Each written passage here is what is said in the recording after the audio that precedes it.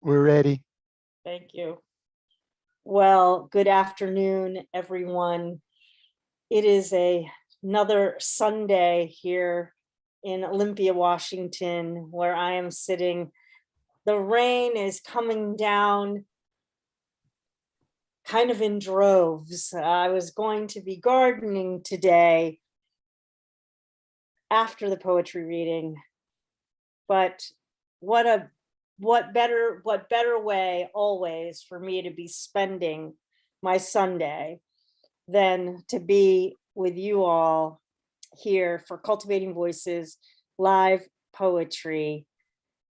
And today is a most special Sunday where we have the absolute beautiful privilege to be spending time with the poets of Slate Roof Press out of Western Massachusetts. We'll hear a little bit more in a moment from editor Janet MacFadyen, and then in addition to the poets, we're going to be able to have a fabulous craft talk from the printer and poet Edward Rayher.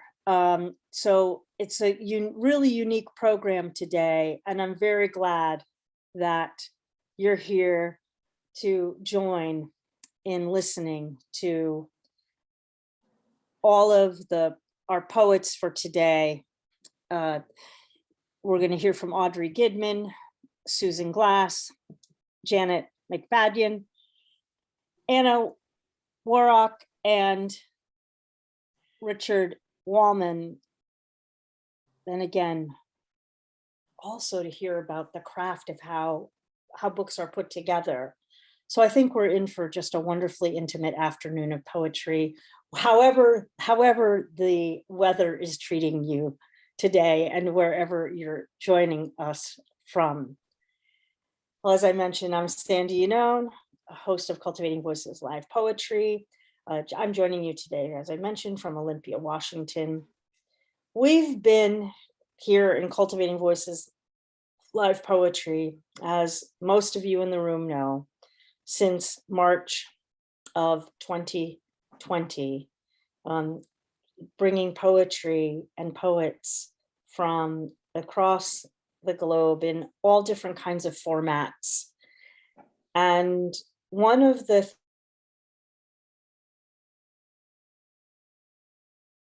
being able to do is when we have a special event. And today's special event is all the more special because I met editor Janet MacFadyen at an intimate gathering that happens every year in a field out in Western Massachusetts, at a member poet here, Jan Freeman's house, where we get together and we read on the 4th of July. For the years that my mom and I are able to make it, a reading of Walt Whitman's Leaves of Grass in its entirety, the Song of Myself.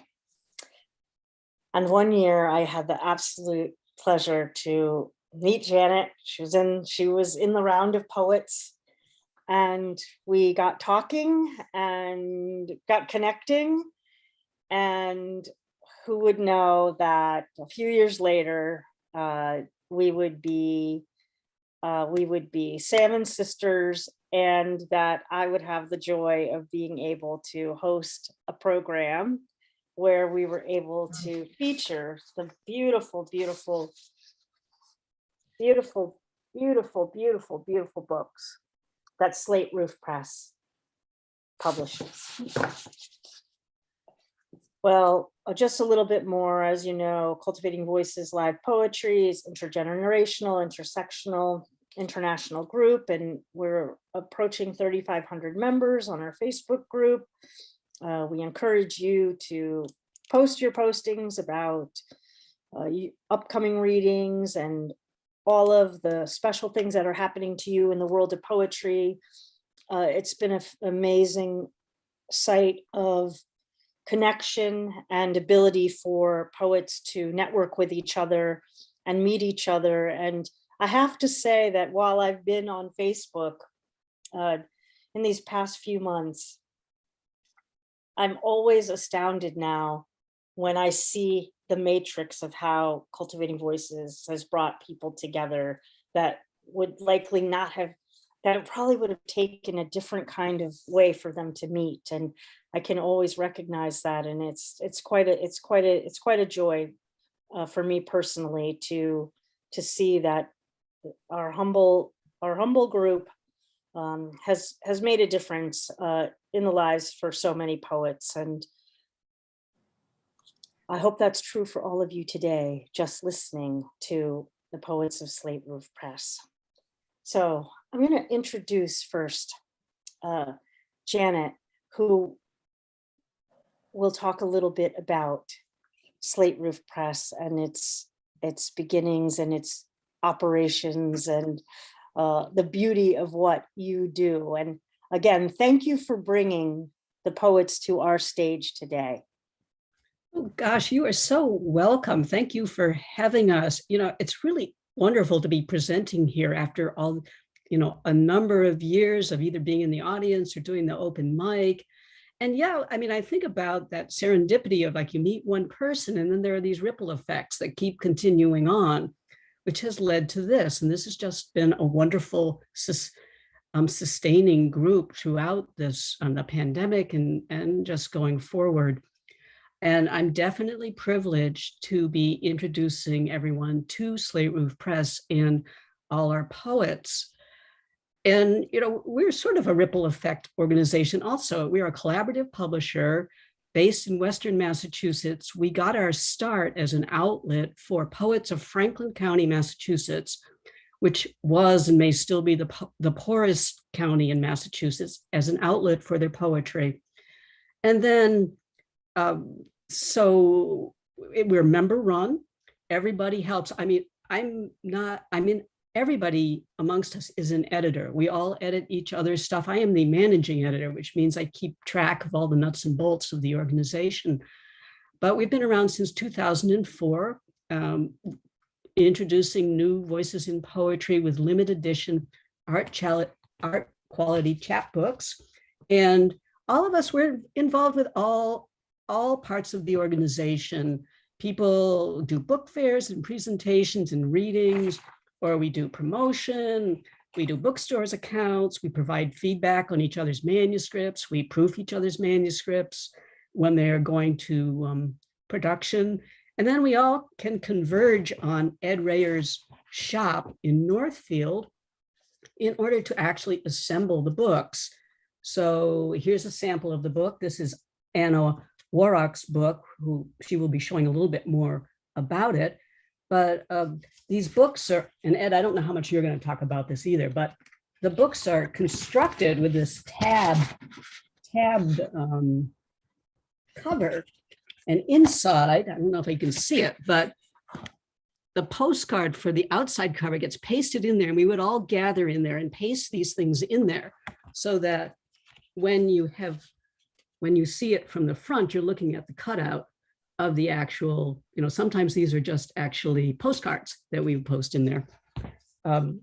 When it's time for the poet's book to go into production, they work very, very closely with Ed Rayher. Although every book is different, they all show the mark of the poet. This is Susan's book. This is my book. This is Richard's book. And they have the die cuts, which are the cutouts. They have special fly leaves. I don't know, Ed, you can tell people what a fly leaf is. I don't actually know what it is, but it's the page inside. So for Anna's book, she has this very translucent fly leaf, which it's probably a little hard to see here, but you can see the poem that comes right through the paper. And since it's about snowfall, it kind of fits. It's called New Moon Snowfall. There it is. And we use local artwork to the best we can. So my book, so on the cover is a posterized image of a photograph. and it's a die cut of a sickle moon. So when you open up, there's this lovely flyleaf of this kind of glittery blue-green paper, and the full moon is there. And then you open it up again, even bigger moon. And then you open up again.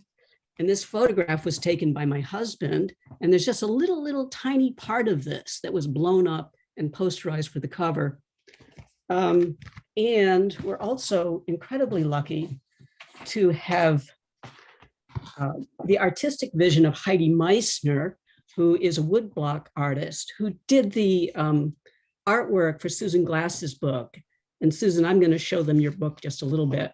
So on the outside, we have this image of a deer about to burst its way through the cover here. And then the flyleaf, let's see if you can see it at all. I'm not sure. It's Braille. You can feel the Braille and not exactly. It's a little hard to get into the light here. I don't know, Sandy, maybe you can get it better. And then you go to the title page, which has another image by Heidi, plus Ed's lovely deer hoof prints and some Braille. And then the deer totally bursts through here. And there is a fold out poem in Braille in the middle. It was the shortest poem because Braille is a really big format. Anyway, I'll let Ed talk about that. I'm assuming he will. So every year we bring in members through a contest, which we are running right this second. It's a local contest this year, which means it's limited to poets in Western Massachusetts or the Brattleboro area in Vermont. And that's because we want to expand our on the ground presence here. And we actually need some really live bodies right here. So it's local. So if you are from this area or you know any poets from the area that have a nice chapbook and would like to become part of a really vibrant organization, send it in because we are reading. So without further ado, maybe we should read some poetry. Thank you so much, Janet. And we're going to come back to hear some poetry from Janet. But first, we're going to hear the poetry of Audrey Gidman. And again, thank you for, it's wonderful to hear how a collective works to put together poetry chapbooks.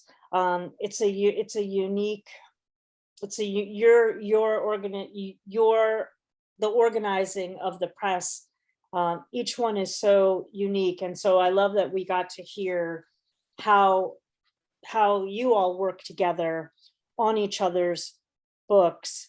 Well, today first we're going to hear from Audrey Gidman, and I'm so excited to hear.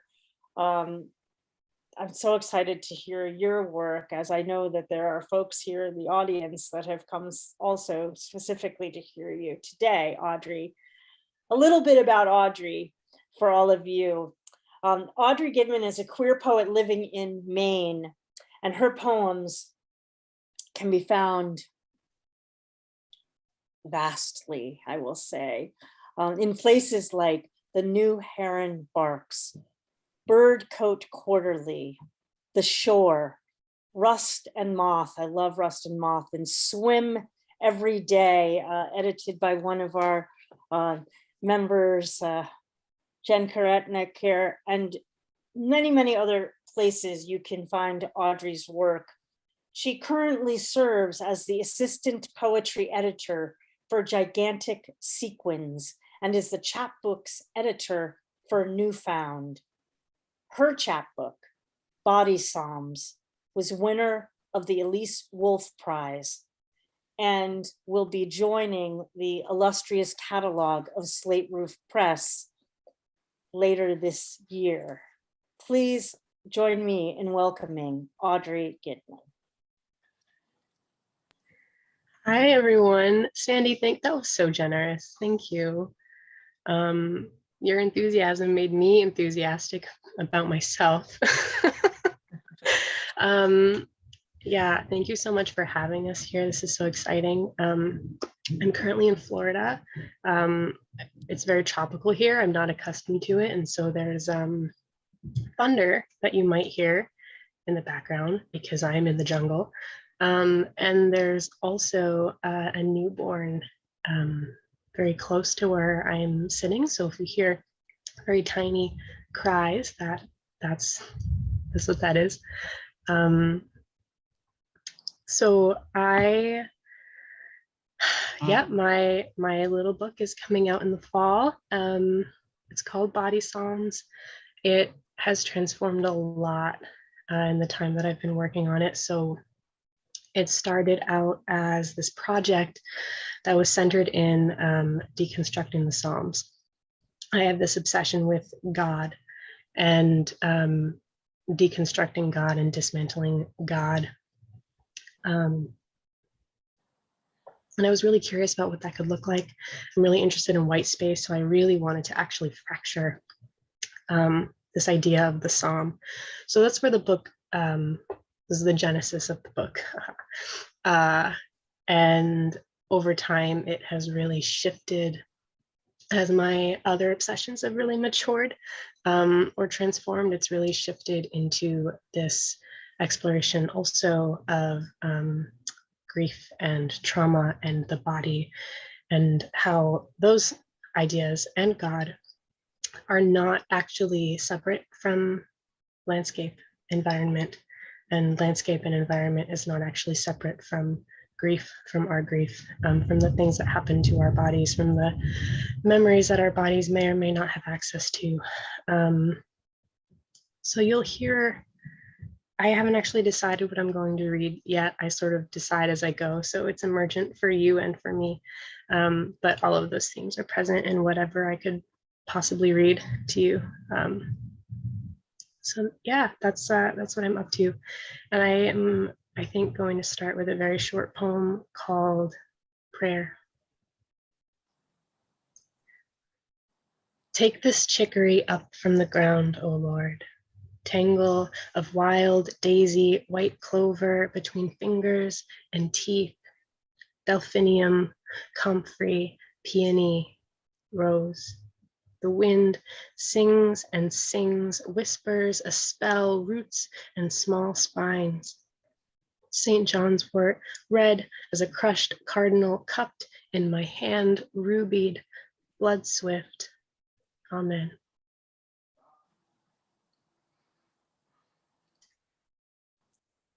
I think that I will read now, actually, a poem called Psalm. This is my first fractured psalm. Take me to the inseam of the mountain, O God, where honey meets sand, all grit and bone and dripping hive. Take me to the tree that knew how to set root beside the moss-laid cliffside soaked with rain the day I fell into the pine shoulder, knees red as jasper and blood garnet. Take me to the mouth of the cave that dropped me down into that canyon. Let it rain, O God, into that bowl. Let it cover the rapture of buckled hips, scraping the mountain, the wall, the granite striated as a rib cage, and the sun dipping yellow to the east. God, take me to the tree that knew I'd forgotten how to kneel.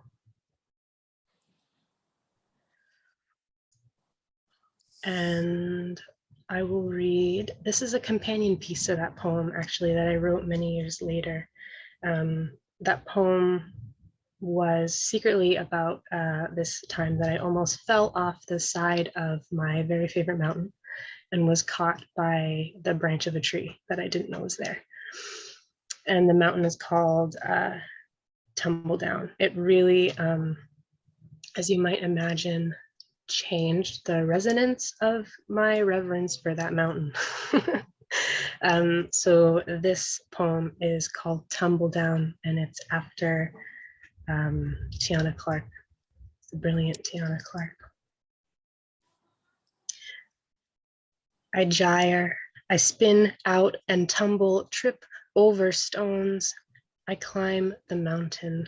I fall back down the mountain, carrying a creek in my pockets, water in my hands. I cup, I willow, I carve pelvis, I bowl, I belly, I crawl on my knees. I listen still, I weep, singing. I ruby, I bloody, I fish for garnets, become gold, just water and the sound of water, just horses. I horse and dogwood my way up north, magnolia, sky, whirl, and trip back into canyon. I slip on rock face knees, red as jasper. I become pine. I dazzle. I don't die this time. I dazzle.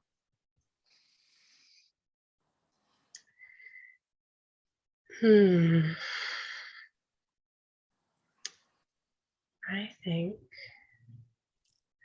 okay, this is a poem. It was one of the first poems that I really wrote with this idea of trauma as a somatic thing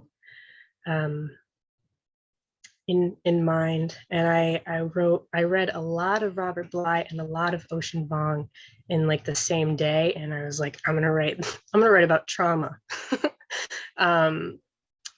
So that's how this poem came to be. And it's sort of the beginning of this idea that I'm really trying to chip away at in my full length that I'm working on, which is what I'm calling today. I'm calling it trauma explorative ecopoetics. That's what it's called today. That's my big idea. Trauma and landscape and God and somatics and how they're not actually separate. This poem is called Trauma Theory.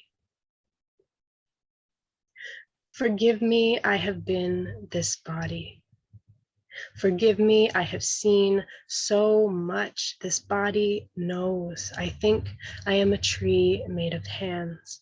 I think I can't get empty enough to know what I'm dealing with. This body is a drought of massed years. Let me begin again. Here is a girl kneeling. Here is a girl on her knees, a girl on her knees in the dark. She can't remember a shadow that disappears. She can't remember why the dark scares her. She tries for years. Owls outside the window, birch and sycamore scratching glass, her skin a tired storm. Forgive me, I have seen this story 1,000 times. Forgive me, how do I write this poem differently next time? The owls have gone home, but home is what? A body, a prayer for a clean break, a body, a tired storm. Forgive me, there is no clean break. War has a smell. Forgive me.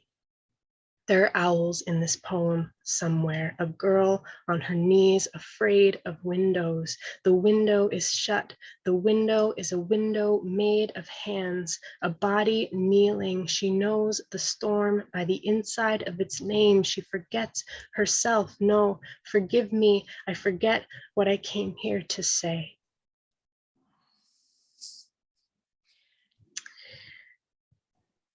Yeah, trauma, cyclical, repeating, getting nowhere until we get somewhere. I, of course, have not kept track of time. Am I done? Someone? Why don't you close us out with one more? Okay. One more. Which one? I want to read this one. Okay, this poem is called Late Summer. It was lying in the grass, late summer. The goldenrod bloomed early this year. I lie in the grass, second guessing my own beauty. So tired from working the soil, these wounds my grandmother left and my mother that live in me like stones in the garden. These feathers, these scarlet beans. Ticks make their way up from the ground, parting the dark tangle of leg hair in search of sacrament. I suppose this makes me holy, worthy of being desecrated or at least bitten into.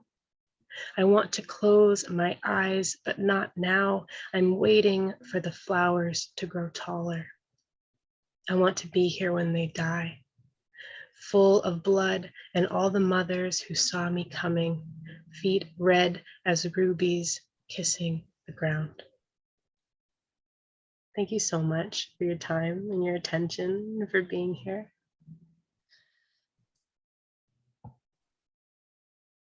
Oh, I love an opening to a reading that begins the way it began with your work, Audrey. Oh my gosh. Thank you so much for having the presence to bring the attention to flora and the attention to trauma together in the way that you do that through its own unique poetry religion is what I will say. Thank you so much, Sandy. You're so generous. I really appreciate all of those things that you just said. Thank you. Well, folks, we are here today gifted by the presence of the poets from Slate Roof Press. We've just heard from Audrey Gidman, whose chapbook will be released later this fall, Body of Psalms.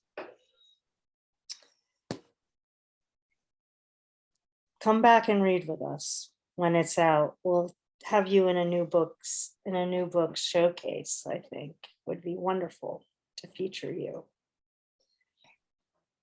Well, next we move to, of course, I wish I had Audrey's, but I have to wait till later this year.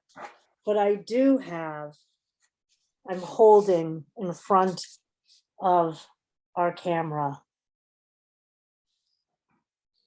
the beautiful,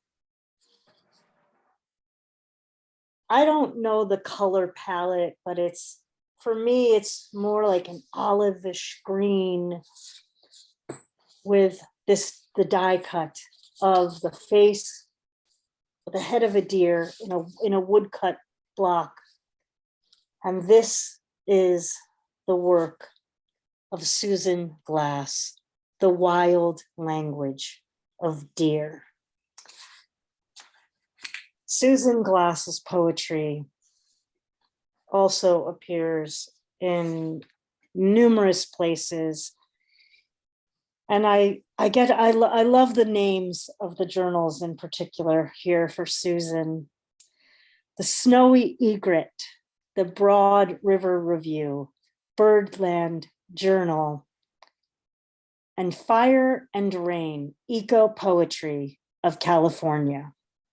Susan has held a residency at the Cummington Community of the Arts and also has her MFA from the University of Massachusetts, Amherst. Again, her chapbook, The Wild Language of Deer, won the Elise Wolf Prize, and she and her husband, John, share their home with her guide dog, Omni, whose combined work ethic and silliness ensure that all three of them remain irreverent, active, and deeply loved.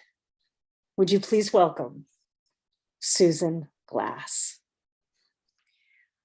Thank you, Sandy. That's such a generous and deep introduction. And go irreverence, do we agree? Good quality to have at some level at the same time that we entertain reverence, both together. So delighted to be here today with my friends and colleagues at Slate Roof and with all of you.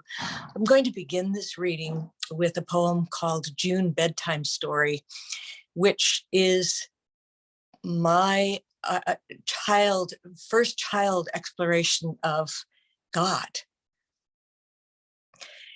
In the wild light before cataracts, God was marigold seed sprouting from between mother's fingers, my first nursery to water and smell. Together we tamped the earth, our forearms and knees touching.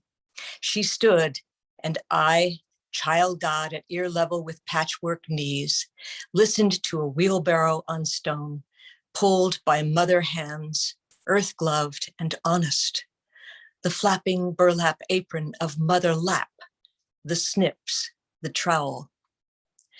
God became dwarf plants and plastic six-packs and spiderweb roots clinging.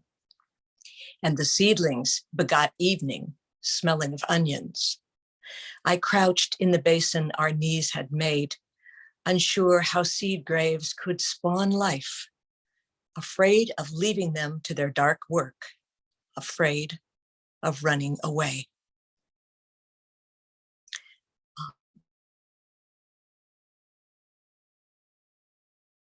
Their godmother, my godmother, in all its ways, my mother was my garden god, bird teacher after nature itself, and lives in just about everything.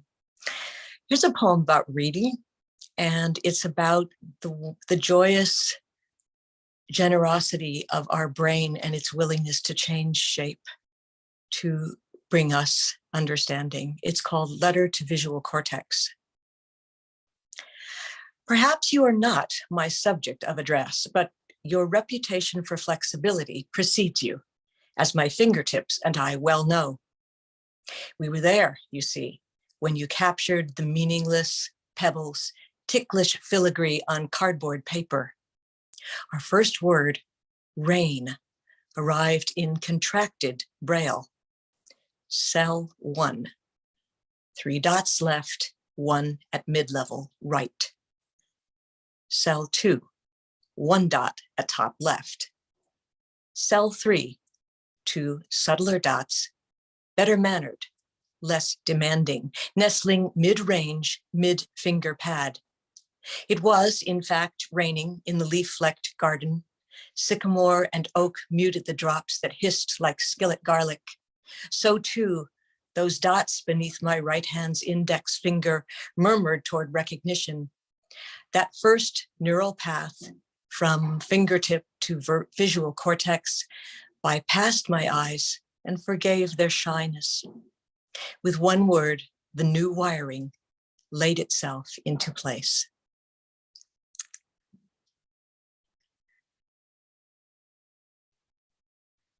I think I will read, yes, I will read the title poem, The Wild Language of Deer, with so much thanks to Ed and Heidi who helped make this happen, and to everyone in Slate Roof who helped us raise this deer from fawn to mighty being. The deer appears in my family room, and I throw down every myth I've ever read. Great stags in the Danish king's forest, northern stars flickering in their antlers, Artemis buck avenged, Irish fairies milking hinds. This doe's bones are harder than the maple piano. Her hooves puncture the oak floor, cut jagged braille stanzas to the kitchen's rim. Her knees dispose of chairs. Her shoulders thrust musky-scented into the breakfast nook, and the head mounted over the fireplace is like any face emerging from a dream that bewilders, that asks, "What is this place?" Her body is a dark space under basement stairs where we flatten together on our bellies. I pull wet sentences from the clay of her flanks. They smell like fermented potatoes. They are the mute story I'm telling of her furious severed head. They are poems that will never domesticate, that welcome this wild language back into my home.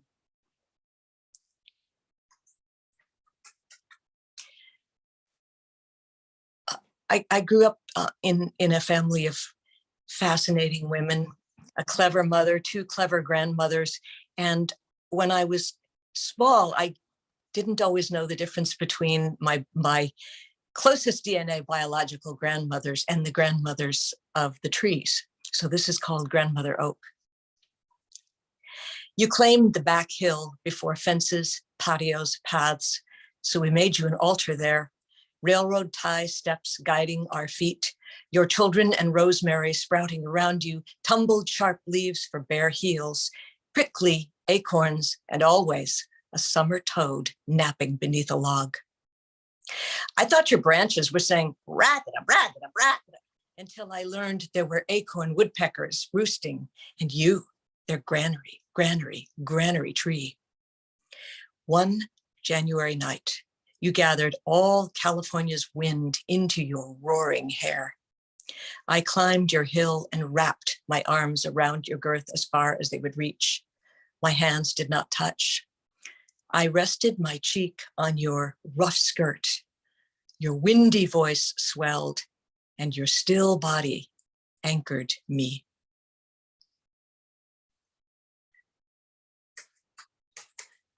Do I have time for one more? Please. I want to be so fair to everyone. This is a poem about father, love, and fear. Skiing lesson. It's only a bunny slope, but I'm a box tortoise with stilt-legged shorebirds clamped to my shell. His poles arrest my speed, but it's all gravity and cross tips conspiring to pitch me head first. The bindings hate my ankles, won't release, bet on it.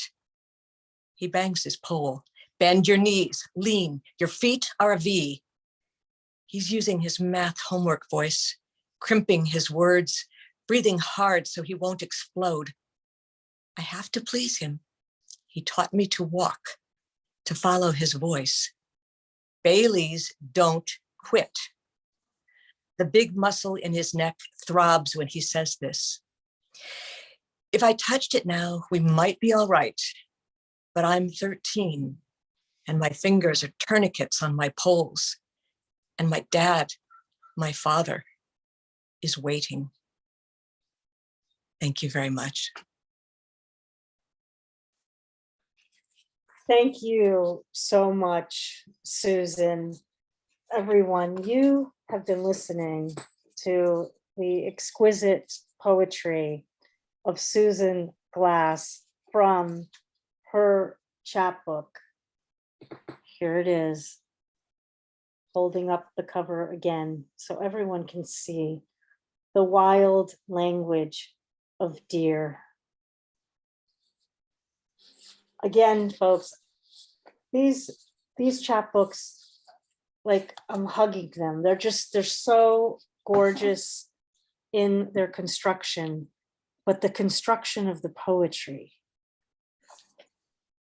is a mirror for how they are housed as a collection. And I want to just say about Susan's work, what I really appreciated, and I'm so glad that you read all the poems, but I really love the poem Letter to, I really love the Letter to Visual Cortex, because so much of this collection answers that question, is what is place and what inhabits place, but also is about the intricacies of language and how the various ways we navigate languages. And it weaves itself beautifully through this collection. So thank you, Susan, for such evocative work and for sharing it with us today. Thank you. Well, we move next to Janet MacFadyen, and if it were not for Janet as the managing editor, we would not be here today listening to this particular constellation in the sky of poets. And I'm so grateful to have Janet not only bring the poets of Slate Roof Press to Cultivating Voice for our listening pleasure this afternoon or evening or morning, depending on where you are. For some folks in the room, it's actually Monday morning already. we're not, but we get the bonus, of course, of how Janet herself is one of the poets of Slate Roof Press. And so we get to hear also her wonderful work, which I respect and marvel at. And I'm so grateful. I'm just so grateful to have the connection with you have. And let me share a little bit more of the formal biography of Janet with all of you. Janet MacFadyen is the author of 5 poetry collections. Her latest and newest, State of Grass, is forthcoming from Salmon Poetry in 2023. Janet's had work appear most recently in these wonderful journals: Calyx, Crannog, the Naugatuck River Review, edited by Laurie DeRogers, another pillar of the Western Massachusetts and poetry community. Persimmon Tree, Scientific American, Soul Lit, Sweet, again, another journal I absolutely adore, and Tiny Seed Journal. Janet is a recipient of a 2022 Massachusetts Cultural Council grant, as well as a Fine Arts Work Center fellowship, and a Sil Real residency. Please join me in welcoming the spirit and the heart and the work of Janet MacFadyen. Well, I'm overwhelmed, so how do I start here? Well, you know, my Slate Roof chapbook is actually fairly old. It was published in 2012. And so it was interesting for me to go back and start looking at this because I wanted to read from this book because this was a Slate Roof presentation. And back then, I mean, I'm still the same person, but I guess I'm still emerging, but I feel like I was more emerging back then and I didn't really know who I was. And so I went around and around and around on the same subjects, which were root vegetables, dirt, dogs, sex, body, around and around and around and around and around. And my State of Grass, the salmon poetry book that's coming out, came out after, I don't know, I went through one of these magical metamorphoses in my later life, such that all of a sudden, at least to me, I have finally understood my personal narrative in a way I never did before. So anyway, I will just start here. You can hold it in your mouth like chocolate. What comes of this is desire, and if you taste it, what comes is plenty. It is so sweet. Then what comes is the point of stillness inside the body. That is why cats are so liquid. That is why the leaf floats down and down in the warm air, though it is fall, and thoughts slow like a train, coming to a halt in the middle of a cornfield at night in October, leaves glinting on the ground. You could get off here in the darkness, quietly talking and looking up at the stars, whose light has traveled from so far away and so long ago. And that poem's called The Future Melts.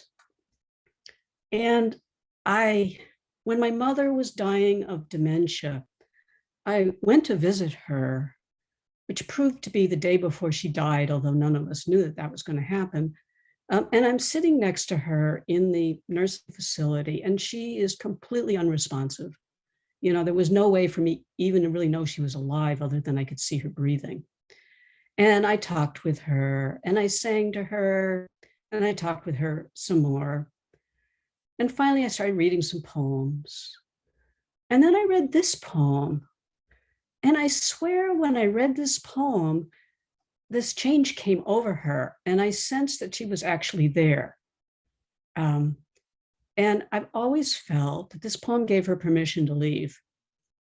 So I almost always start my readings out with it. It calms me down.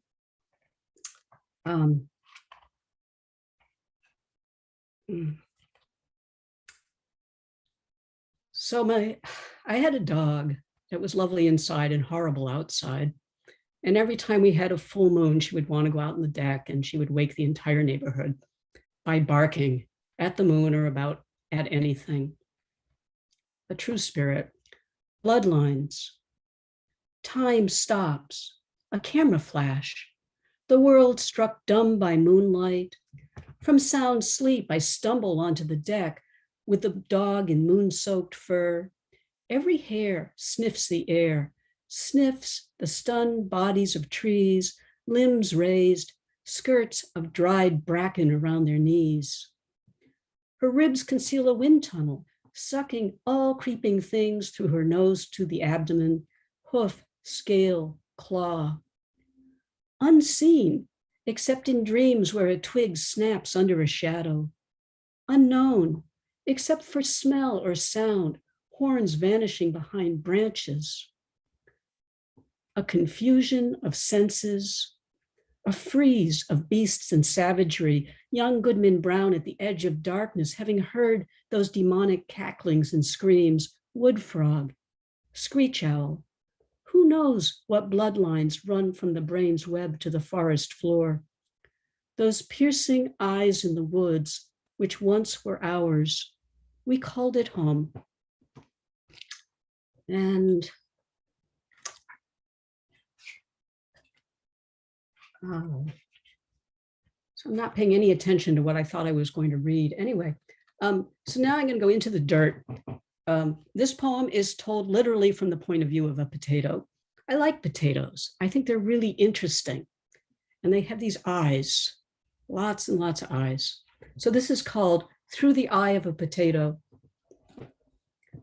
Lying there in a black furrow, I saw how sunlight lit the hard earth, stroked the brown, wrinkled face of my grandfather dozing beneath me. Sooner or later, his head would flower.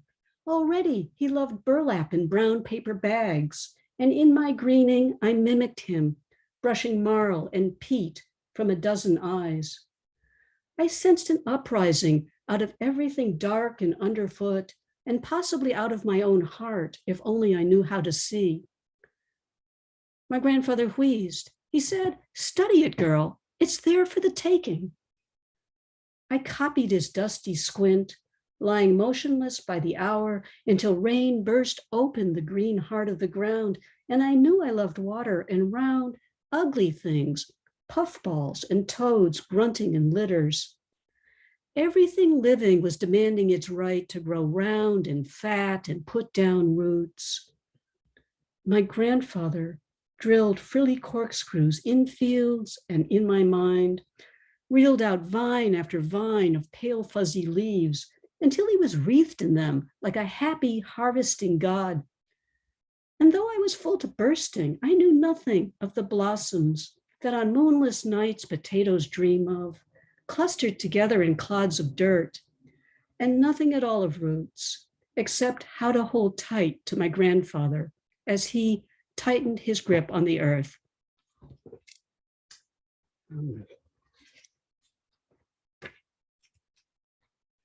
That's a poem that will be in the Salmon Poetry book. As I've always felt, it was a subtext. It was a subtext for rising up out of the ground. Okay, I'm still sort of in the dirt here with this is a dead dog poem. When I was getting my MFA, we were always told you never write poems about dogs. That was just off limits, especially not about your dog that died, because that was just way too sentimental. And the worst thing we poets can ever do is cave into sentimentality. That's just absolutely terrible. Anyway, this is called For a Dog. It seemed the line between thought and thing was blurry in your mind, the essence of meat being more than the morsel itself, which vaporized under a consuming desire. Surely such a will continues to burn in the dark earth, wild with the ecstasy of your own smell, drawing dirt and decay to it like a magnet, the seething microscopic filings gnawing and honing and polishing your long bones. Now, what you most longed for, you have become: the marrow, the blood, the gut. Skin, fur, and feathers, oh, all that beauty you would gladly investigate. You had an engineer's instinct to expose the inner workings, as now you have been exposed, your pelt laid to one side, a sensuous shining. One night, a small black bear padded into my dream, restless for the door, and I took its collar off and opened up. And so I watched you go, released from your body and chain. You knew what you needed, as the bear knew, asking to be let out into the night. No more collar and leash, a dark force in a dark world, running with the wind wherever it might. I actually did have a dream, about this bear that came into my bedroom and wanted to go out, which of course, when my dog wanted to go out, that's what she would do. But I took her to the door and I took her collar off and let her go. All right, so now, go back here. Let's do this, another dog poem. Too many dog poems. All right, this is called Stung. I cannot read, but the voice can read. The voice that is mine and not mine. The hand can follow the sentences line by line with its finger. The book that is held opens itself and bees drop one by one from the pages. Sometimes a poem will split open in my hands like milkweed. Sometimes I spread the long grass apart to see the ridged promise of an iris, furred blue tongue drawing the literate bees. The dance and journey come on me. I am stung over the flower tops, through the mosslands, following a map given to me by strangers. My life depends on it now. The hive swirls dark around the mind, glittering in the peripheral vision and laced with dripping honey. The world says, eat of me and die. Oh, eat of me and die. And so I leave myself. And one more, or do I have time for two? Go ahead, do two. Do two, all right, alrighty, what shall I do? All right, vegetable, well, is this a vegetable? This is a food poem. And it's a winter poem too, so I'm totally out of season. It's called Wind Rising, Housebound. I have my spatula and my spoon. I soak black mushrooms in their own blood. I slice the fermented tofu, stir frying secretly in the night. Roads are closed, the visibility zero.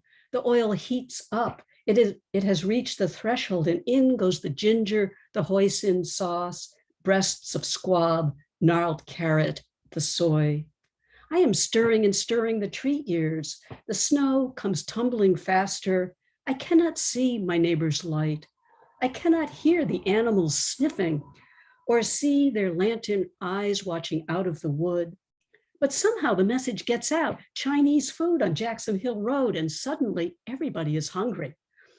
Slipping out of fleeces and long winter underwear, they take their spouses to bed. They shake and they holler while the storm swirls, and I furiously stir the shining strips of naked bean curd.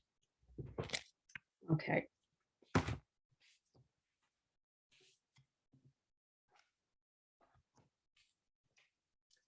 I'll read one last poem that's going to be in State of Grass. New poem, but still, well, anyway, new poem. It's a little bit of a Valentine. It's called Be Mine. Little body, I am taken with your puff and huff and groan. Little knees that work so hard, jackknife elbow and jangling groin, little coin slot, little piggy bank, little hair on neck and arm and cheek. Thank you for standing up and being seen. Thank you, puffy flesh of it, the belly of it, the bloody sack of it. Dear body, I am in love, smitten by your 10 toes and matching toenails, your foot arch and knobbly ankle, knuckle bone, collarbone, funny bone, sending me in stitches, air rushing through the front door and breaking out the back. Oh, body, all that I have is yours, my bobby pins and bank account, my stocked larder and heavy grieving, little boredoms and peals of laughter. Oh, all this is yours to put to fat and butter, all that has made me, dog that I am. I follow you everywhere, panting with desire. Thank you. Thank you so much. You know, I love that we started with a prayer and that we get to hear a Valentine. And I also want to say that anytime a person can come to the stage and say, I'm going to read a series of poems that combines the idea, root vegetables, dogs, dirt, sex, and the body. I'm like, yes, I'm leaning in to listen to that particular constellation, not expecting to have those 5 things show up in the same constellation. And I love that about the surprise of your work. And I always have. Everyone, you've just been hearing the poetry from managing editor Janet MacFadyen from Slate Roof Press. We're featuring the poets today from that Western Massachusetts collaborative of poetry. And we move next to Anna Warrock. Again, I really want to encourage you all. You know, the reason that we feature presses and different presses from time to time, particularly small independent presses, is to just really encourage support for the presses. And you're hearing the poetry, but again, and you're going to hear how constructed and imagined.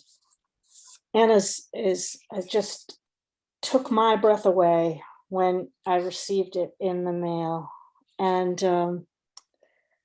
her collection is called From the Other Room.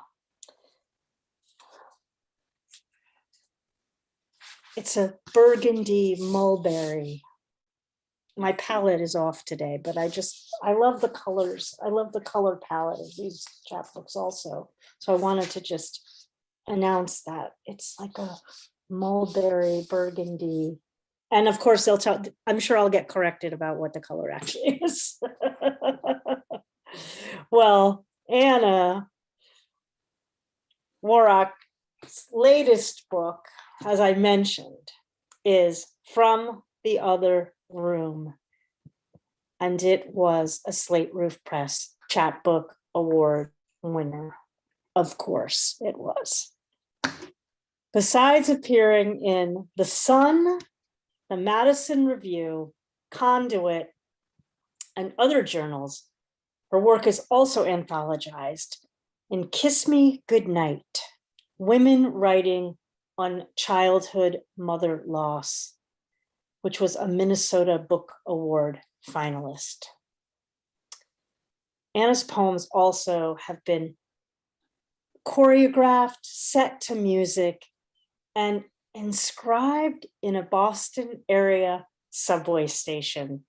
I wish I still lived in Boston to be able to read the poetry in the subway stations.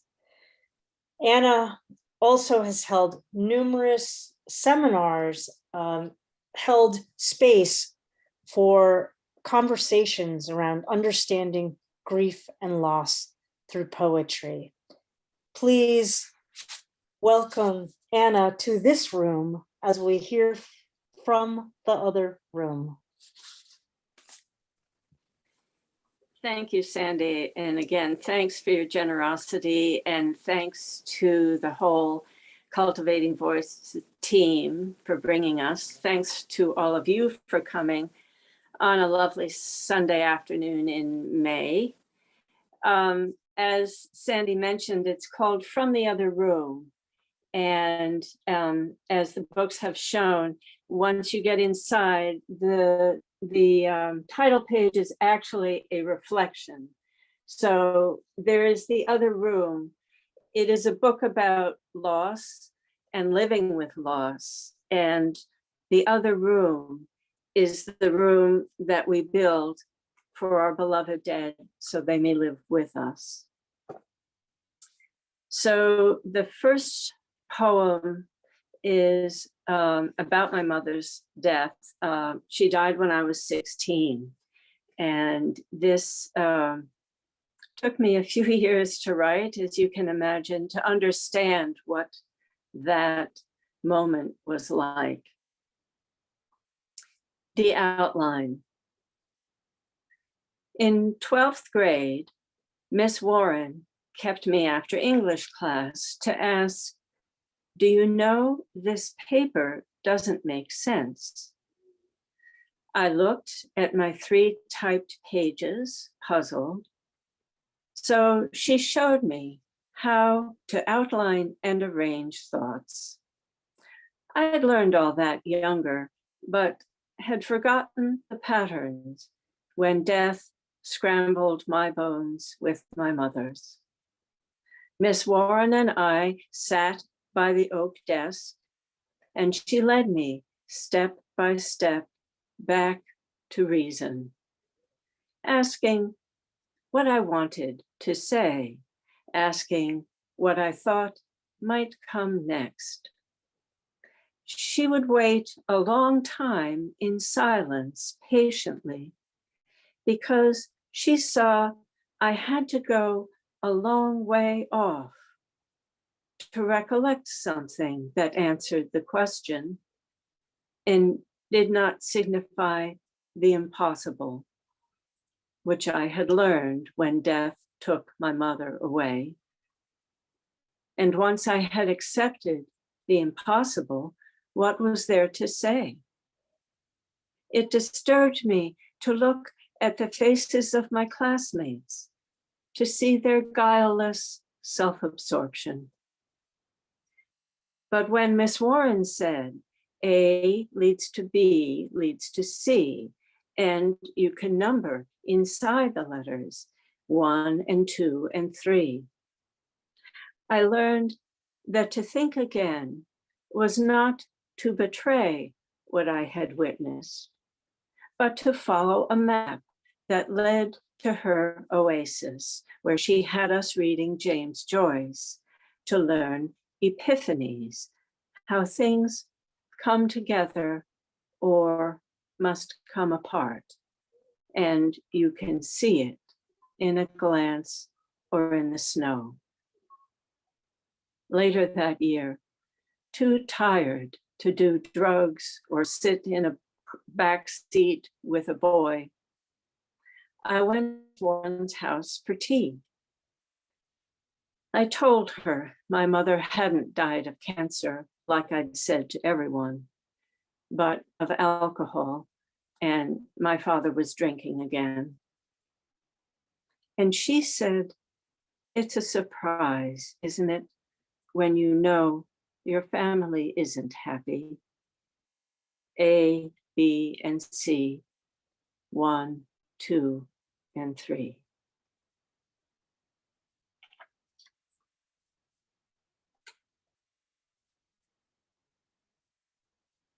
Spring's Lament.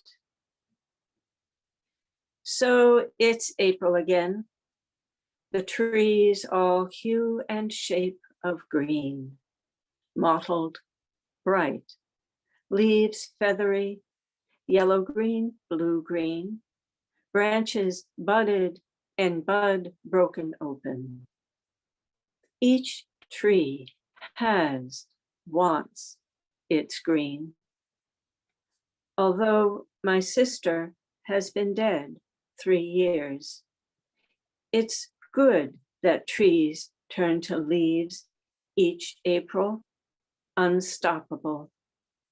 Even the great hole in the earth that swallows everything, terror, abiding love, greens up.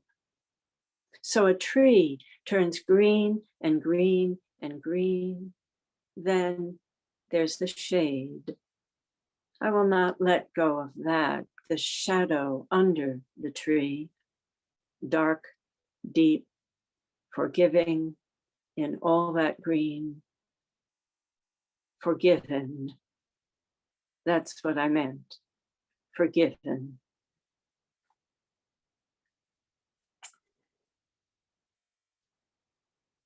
I'll read the title poem, which came from a dream. He said, "They are the dead, you know. In the dream, I hear voices from the other room.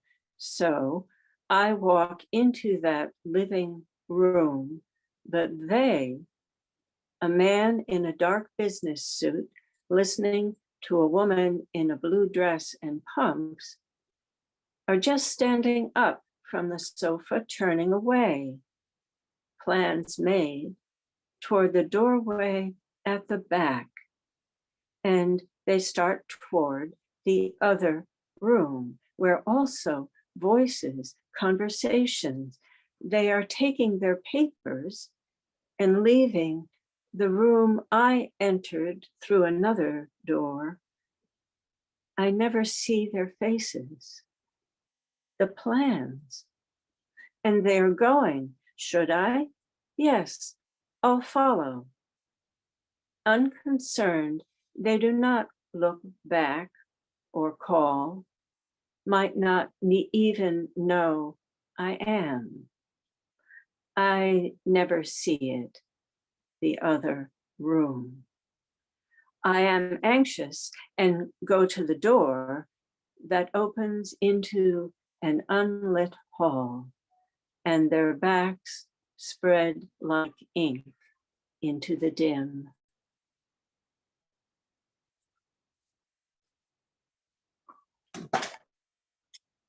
I'm going to finish with 2 new poems. In fact, this is going to appear in Conduit, which is a wonderful, unique magazine. I'm very happy to be in there. This is Self-Portrait with Recycling.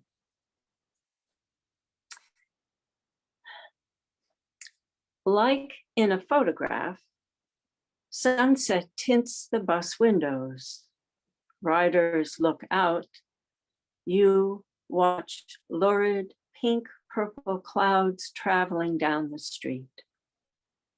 At 2 a.m., you enter the kitchen where twilight rays stretch over the airspace from the neighbor's kitchen light. Your window above the sink, enough to see by. Is the car parked at an angle, theirs or the tenants? Do they take out their recycling? Do they bolt their tables to the floor? Does that tree, a shadow in the corner, have yellows, and is it dying? Later, your older face, who knew? Everything looks so far away.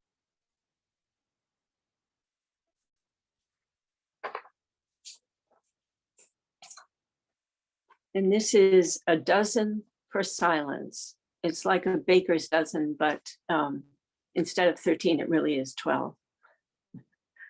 A dozen for silence.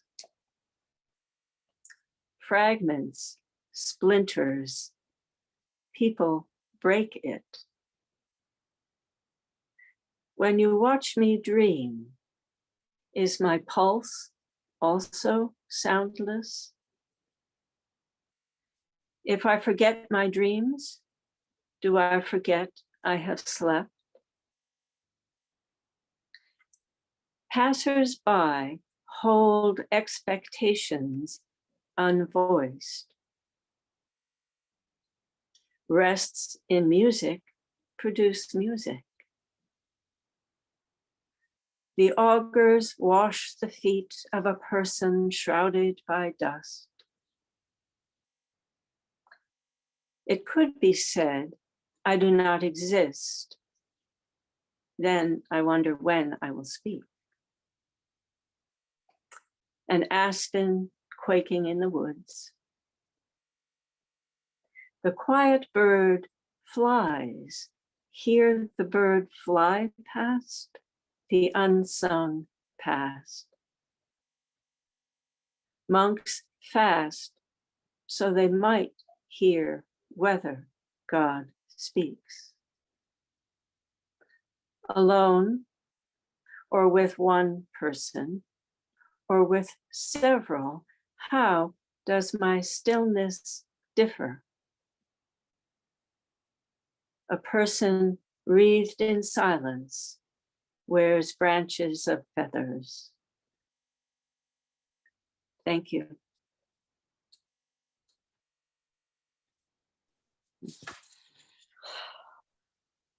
I'm just taking a breath. I'm just taking a breath. These poems in From the Other Room. They just reached me. They just reached me very deeply, and I didn't share this before, but I'm so glad that you read the outline, because it's a poem that I actually shared with my students earlier this week. I direct a writing center, and I wanted them to hear a poem that connects a narrative about the writing process with a vaster narrative than the writing process. And I thought it was just the perfect poem for them to experience. And so you can imagine my absolute, I'm just so moved to be able to hear it today. Thank you, Sandy. Thank you. These poems From the Other Room, they have a precision to them, as you've just heard. But that precision is overly matched by the introspection that comes from that precision.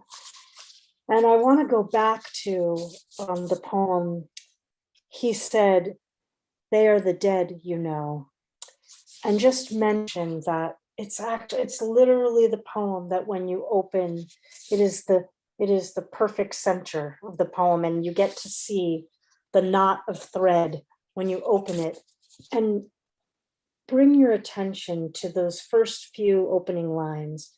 In the dream, I hear voices from the other room. So I walk into that living room, and the break of the line on living. It reminds me also of the conversation that Marie Howe also has in What the Living Do. Mm-hmm. So thank you so much for these poems. Thank you, Sandy. In perpetuity. I would say not just for today, but in perpetuity. Folks, please, if you are feeling inspired to purchase a collection or many collections today from Slate Roof Press, our poets today, in the chat, of course, here. And for those of you listening after the fact or listening live on Facebook, we'll have the links to those books tomorrow for you. But you could rush right over to Slate Roof Press's website as well. If you can't wait on Facebook, I encourage you all to partake of these just exquisite collections that we're hearing from today. Well, before we get to hear about the making of the books, we're going to hear from our last poet, which is Richard Wollman. Richard's collection is Changeable Gods. You're going to hear. I'm going to try not to wreck the reading by overstating what you're about to hear from this beautiful collection. And what I would like to share with you about Richard is that in addition to Changeable Gods, Richard is the author of Evidence of Things Seen, A Cemetery Affair, and of course, Changeable Gods. His awards include the Elise Wolf Prize, the Gulf Coast Prize, and the Anna Davidson Rosenberg Award for poems on the Jewish experience. His poems appear in New England Review, Crazy Horse, Prairie Schooner, and American Journal of Poetry.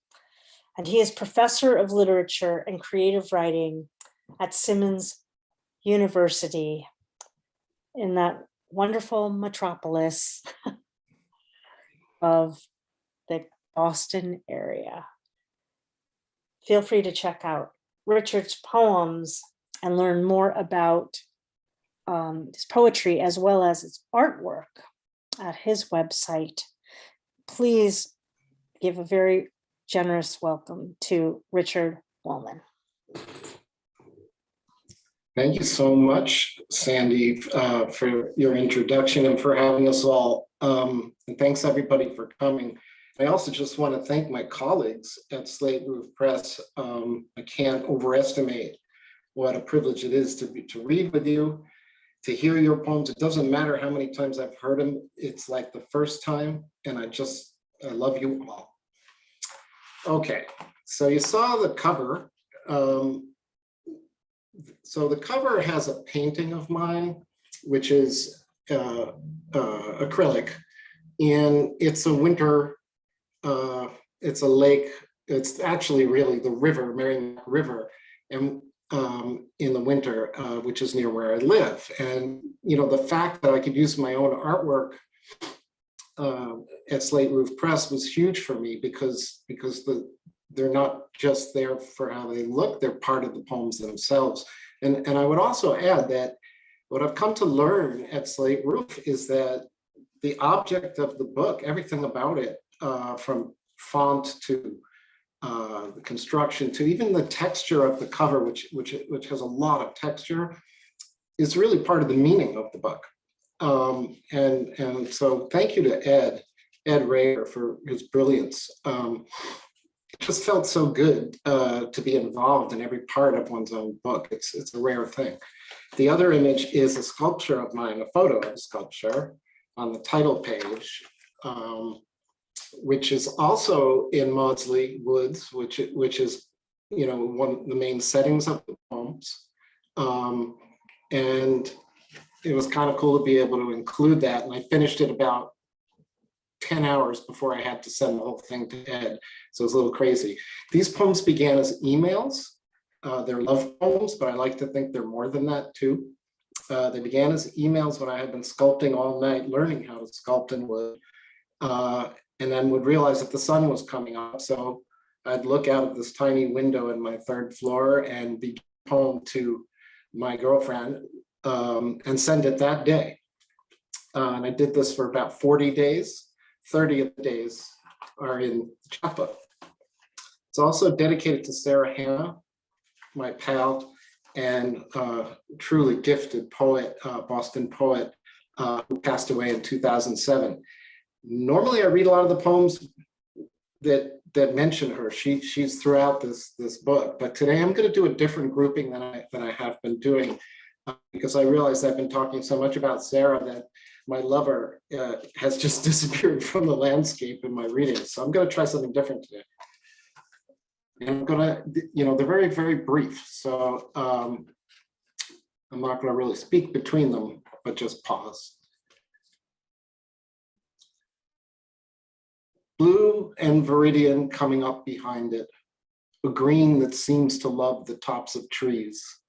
Green that won't stay long, not long.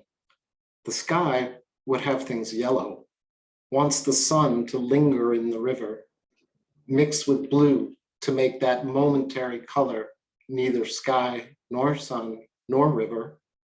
Green that is a woman, as the Chinese say. You can't stop looking for a second. You can't stop looking because she can't stay.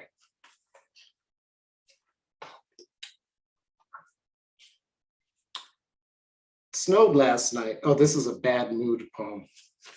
It happens. It snowed last night, though you could never tell. A flurry that looked like gnats in the light after sundown. Where you were, it was clear and not cold enough for snow. I was in the northern part of my mind where nothing could be warm. I was leaving against my will, leaving you. Wasn't I the reason for bringing on the chill that made you take your violet scarf, drape it across your knees and shiver? On nights like these, I don't care which color the morning wants to be. Call it ochre.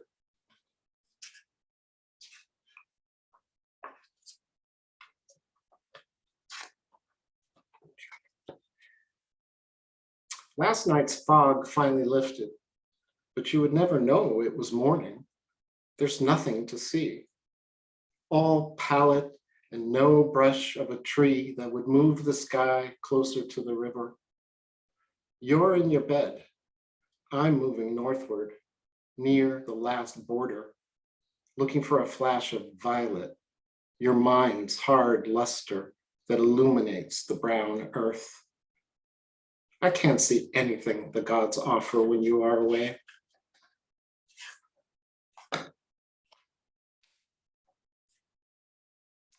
It's no use waiting for the days to lengthen.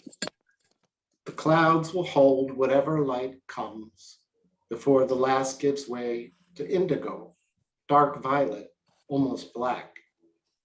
Who's to say now we are settled, that the sky's changes won't hurt us?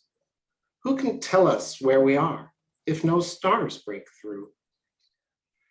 The 2 moons you left in the bed sheets, in the pillow, the impression of your hair, the faint rosette of blood on the blanket. This is the only landscape I know.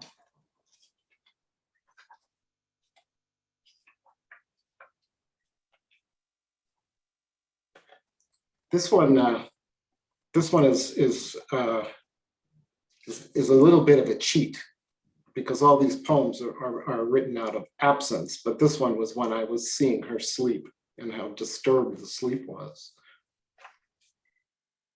The goddess sleep lets fall her green curtain around you, her soft ribbon against your cheek, a mother who does not speak. You whisper to children who leap over roots the trees send along the path by the lake you return to. What happens you cannot say. You draw your knees to your face, become a cradle of your own making.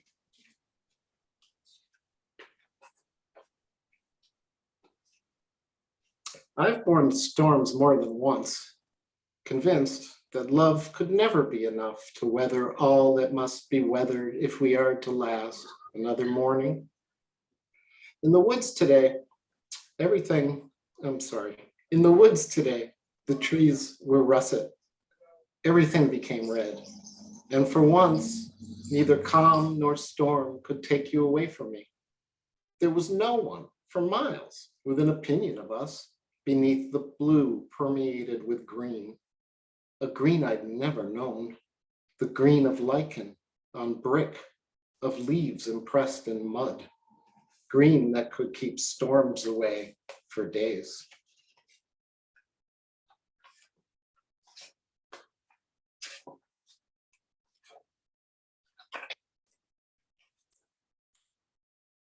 Tonight, the sky finally was violet, the fog making it so while I drove away from you, your body walking slowly home.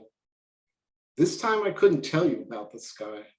What had it done to me? I had nowhere to go. Even the police car pulling me over turned suddenly and left me by the side of the road with its sand from the winter, filthy shreds of plastic stuck in the weedy overgrowth. I felt like a blameless man who knew he couldn't be trusted.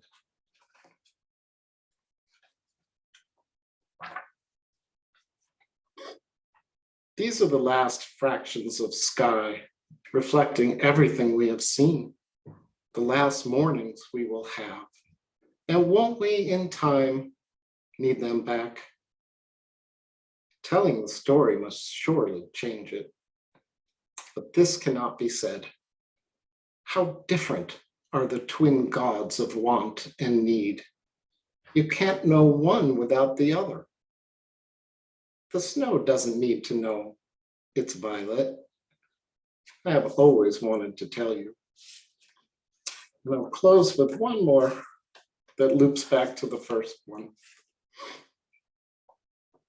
The green almost gone isn't a woman bearing those streaks across last night's sky, diving westward, but not dying.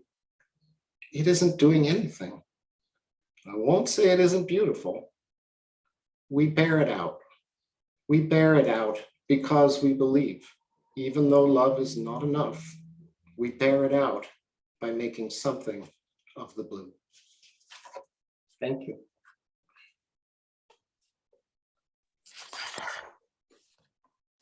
Thank you so much, Richard. Again, you've been hearing the poetry of Richard Wollman from Changeable Gods.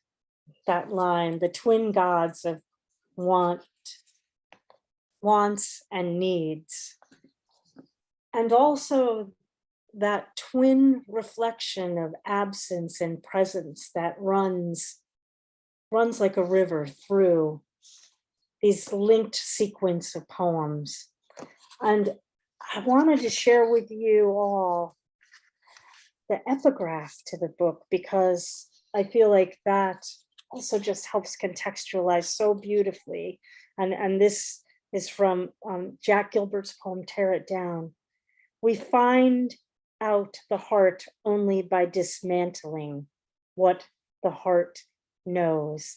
And I feel like that's what the poems in this collection are constantly doing, dismantling and showing us the both ands throughout absence, presence, wants, and needs.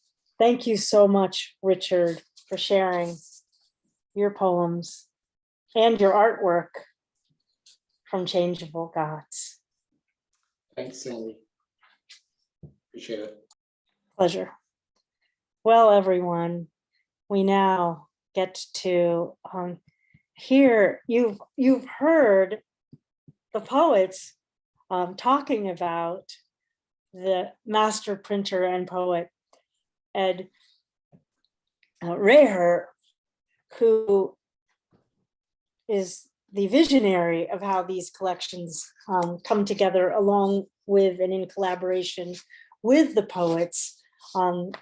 And for today, to close out, we're going to be treated to hear a little bit more about the making of the Slate Roof Press's collections. Let me share with you all that that in addition to being a master printer, of course, that Ed is also a poet and a member of the Slate Roof Press Collective, of course, and hails as a printer from Northfield, Massachusetts. He runs Swamp Press, publishing limited edition letterpress books of poetry And you can find Swamp books in university collections at places like Brown and Harvard and Smith. And he recently cast type for the Cherokee alphabet, which is the first time this has happened since the 1800s that Cherokee language typeface has existed. Ed has a PhD in philosophy, but also an MFA in poetry from University of Massachusetts Amherst, and has a full-length poetry collection forthcoming from Hedgerow Press. Please welcome the voice and vision of Ed Rayher. Hi, thanks so much. I have a letterpress studio in Northfield, and I print books for many presses, as well as publish books myself. And then I run a Monotype type foundry. And I'm going to do a screen share to show you some of the things that I'm working on, and especially Susan's book. So far, the host needs to enable screen sharing. It's enabled now. Try again. Okay. Up there we go. There we go. Uh-oh, I don't know how to get rid of this other stuff here. So what I do is a combination of high tech and low tech. The high tech is I do digital design, and the low tech is letterpress printing, which is now obsolete commercially. And the way I think of the book is a theater where the word is presented. And in the theater, you have the stage, and the stage is the paper and how it unfolds, how you move from one scene to the next by turning the pages. And I'm going to start by showing some earlier work of broadsides we did for the press. And my wife is an illustrator. She has been doing woodcut prints for us and drawings. And then I will turn to Susan's book and show you some of the things I was doing with Braille, because that really fascinated me. So I don't know how many people are familiar with letterpress. So here is an example of a wood block that my wife did for the Psalms broadside, and it's a block of rhubarb. In the middle is the block. This is one of the cutting tools. And on the left is the brayer. So the brayer rolls ink over the block. And then if you want to hand print, there are barons. Both this is a traditional hand baron, and this is a glass baron. So you ink it, and then you place the paper on it, and then you rub it with the baron. And here's a close-up of the wood blocks. This is a raven for the Ararat broadside, and on the right is a section of the rhubarb. I'll move this over. You can see the rhubarb print below it. And here are some of the stages we go through. So the first thing is I ask the artist to make a drawing, and then if the drawing works, then she'll cut what is called the key block. And down below, you'll see the print of it. And the key block generally is black ink. And the way the block works is everything that's cut away will not print. So it's a relief process. What is left at the top of the block is what will accept ink and then be printed. And also you have to remember that in the printing process, the image is reversed from the block. So if the raven is facing right in the block, it'll be facing left in the print. And there are some of the very fine tools used. And to get multiple colors, you have to have one block for every single color. So on the left, we have the key block in black, and this is a background block in dark blue, which makes the dark blue in the print. And then on the right, you see the light blue block. So it takes 3 to make one print. And here you get to see various proofing stages and then the final print down at the right. And the way I print them is with a state-of-the-art Vandercook proof press. The block is placed in the bed of the press. These are steel rollers that are the ink fountain. So they will roll over with rubber rollers beneath them, will roll over the block. And then following that is a cylinder on which the paper is placed. So it will push the paper into the block in a relief print. And because I have a letterpress studio, I also have a type foundry, and as mentioned, I did engrave matrices and create Cherokee for the first time in 150 years. But here's an example of letterpress type. It's like what Gutenberg invented or Ben Franklin would have used, or you can see today in many letterpress studios. And on the right is the Ararat poem itself. And you can see between the lines are little thin strips of leads, hence the word leading.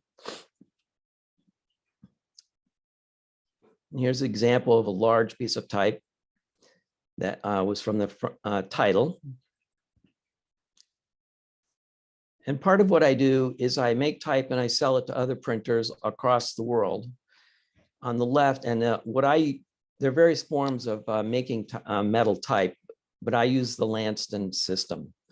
And on the left is the keyboard. The keyboard operator types on the keyboard and it punches out a ribbon, sort of like a piano roll, full of holes that are coordinates for the matrix case, which I'll talk about shortly.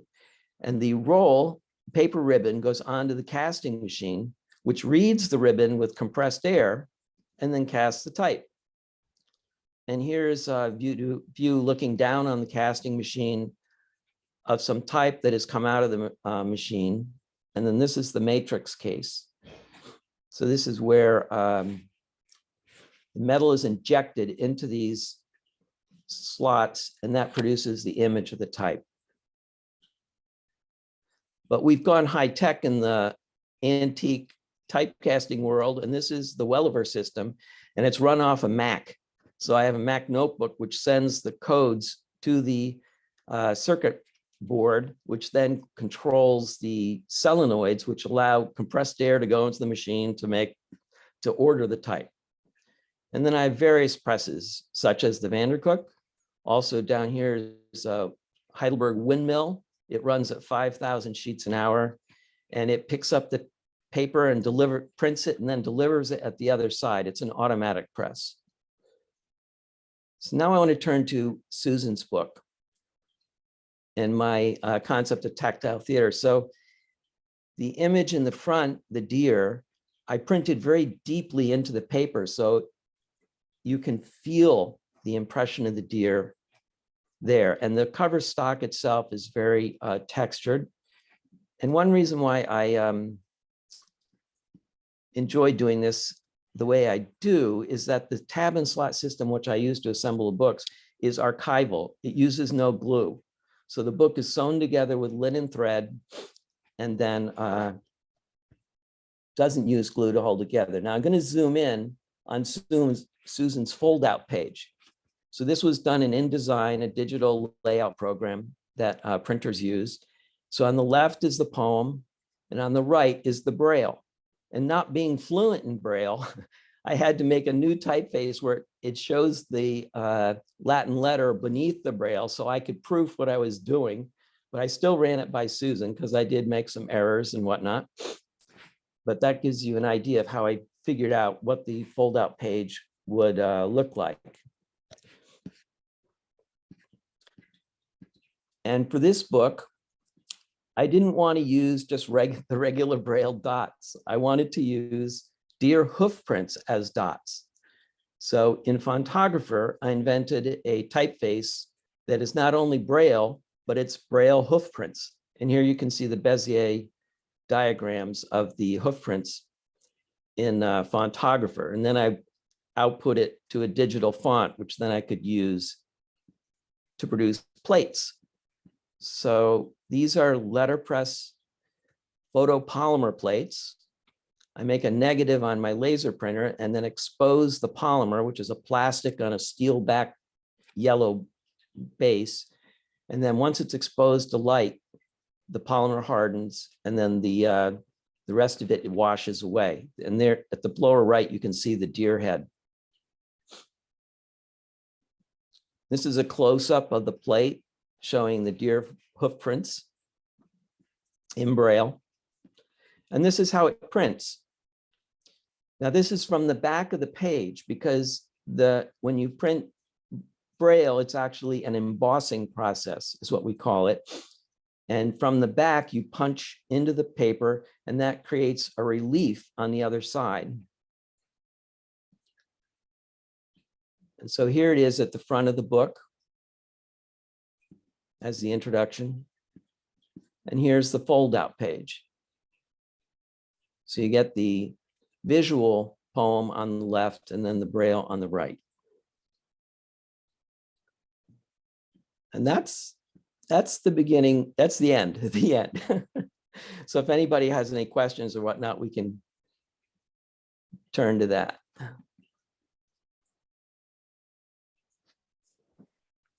Thank you so much, Ed. I also just want to mention that the back page also is the alphabet in Braille as well. So it's not in the relief. It's not readable as Braille, but visually you can see the entire alphabet as well. And I don't know why I thought that was important, but there's also a note on the particulars of the making of Braille as well.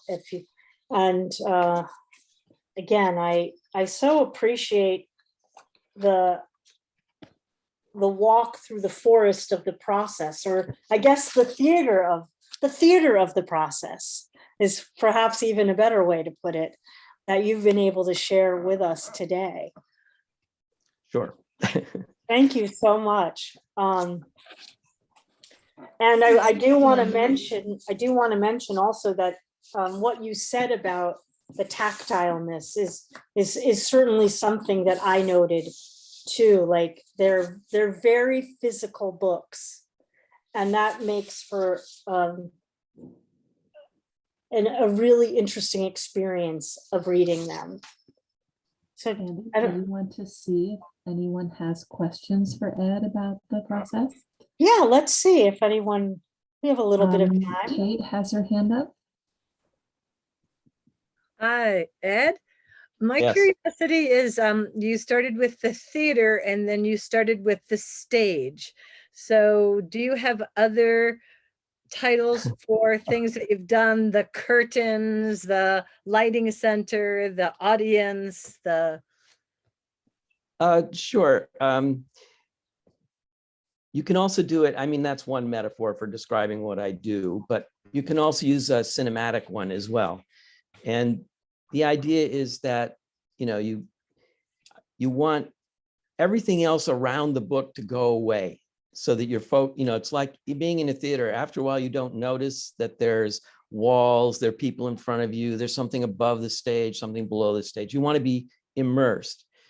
And part of that process is to make the tactile nature of the papers and the cutouts draw you in. So hopefully all your senses are being engaged as much as possible, visual and tactile. And then the cutouts I see as functioning like a spotlight. They draw your attention. And then as you open the book and move from the cutouts to what's revealed behind them, it's sort of like going from a spotlight to a wider view of the entire stage or more of the stage, or a second character comes into play or whatever. And so part of the way to maneuver through a book is its timing. It's going from one thing to the next through time, when of course we also have the luxury of going backwards, but you want it to be a journey that goes through time, and between the author and the book designer, your attention is being guided through to things. And one funny example was some people object to too many blank pages at the beginning of a book. Like the flyleaf can just be a colored piece of paper, or it could have something printed on it or whatever. And one designer said, well, the blank pages in front of a book are like the lawn before the mansion, you know, the long drive through the woods, through the trees, and then suddenly you get the reveal of the house and you get to that part of the journey. And that's basically what the book is. It's being paced with blanks, colored paper, images, whatever. Yeah, so I hope that helps. Thank you. Thank you. Yeah, before I do my kind of closing, I want to just check, does anyone else have any questions? Or There was one more question, which was, does Ed take on any, this is from Leslie, take on yes. any apprentices or internships at the press as part of the work that Slate Roof does, or that you do, Ed? At this point, I'm not taking apprentices. I actually have what's called a printer's devil, who's a retired printer who comes in and works with me. And that has been a great help. Bill Susi, he lives very close by. I have had apprentices in the past, and I might consider an apprentice in the future. Right now, I'm in kind of a transitory stage where between a little cancer scare and the pandemic, and also getting older, I've trying to figure out what my quote retirement will look like. And I'm going to be a printer and publisher until you know, they drag me out of the building. But I'm going to have to wait a little while before I take on more people. So that's the other answer. Thanks for your questions, everyone. And I want to now just acknowledge all of our readers today from Slate Roof Press, so that you all can acknowledge them. We began our reading earlier today with Audrey Gidman. We heard from Susan Glass, Janet MacFadyen, Anna Warrock, Richard Wollman, and of course, we've just been hearing about the making, the theater of the making of books from Ed Rayher. Folks, would you all take a moment to unmute and show your appreciation for this wonderful theater of poetry that we've been able to engage in today? Beautiful. Bravo, Absolutely bravo. amazing. Terrific. Wonderful, thank you. More inspiring. It was awe-inspiring. I think that was my mother's voice I just heard. Yes, it was. I couldn't agree with you more. I couldn't agree with you more. Well, everyone, I had been looking forward to this reading from Slate Roof Press, and it certainly today did.